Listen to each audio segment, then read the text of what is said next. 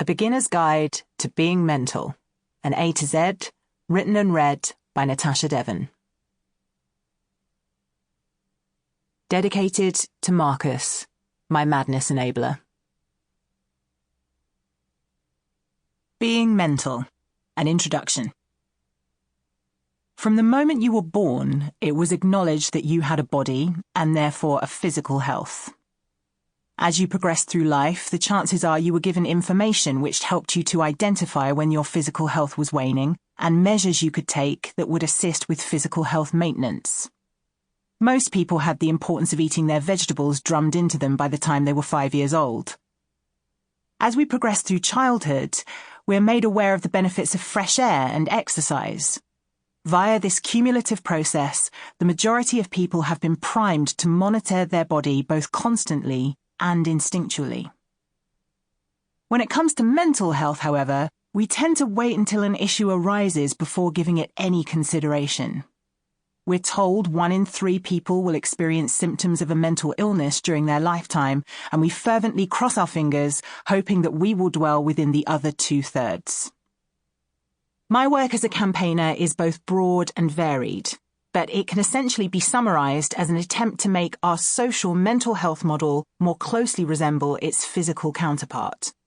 For while statistically 1 in 3 of the population will struggle with their mental well-being in a way that is recognized within the scope of medical diagnostic criteria, 3 in 3 people have a head with a brain in it. We all exist somewhere within a spectrum of mental health. The options are not restricted to either mentally ill or fine. There are infinite variables which exist between the binaries. This book represents my attempt at a mind manual, designed for use by anyone with a brain, which is everyone. I don't know about you, but I find the notion of being alone in my own head to be simultaneously the most exhilarating and terrifying aspect of my existence on this topsy-turvy planet. I can create intimacy with other people in a variety of different ways, yet they will never truly understand what it's like for me to exist within the weird and wonderful confines of my mind, or vice versa. Our neurological solitude can, in turn, make effective communication a tricky landscape to navigate. Even as you listen to this, thoughts which have exited my mind with all its intricacies and peculiarities and been committed to paper will pass through the filters of your values, beliefs and experiences and change shape to take on new meanings. As a writer, the process of reader interpretation can be exciting. Sometimes people quote my work back at me in their own words and make it sound far more profound and important than it seemed when it was reverberating around my skull. At other times, it can feel like a violation. Like when I wrote an article about how the patriarchy is not the same as men, and had all these terrifying alt-right types congratulating me on Twitter for articulating the failings of feminism as a movement, and I felt how I imagine Nietzsche must have when Hitler wrongly interpreted his work and used it to justify mass genocide, although obviously on a much smaller scale.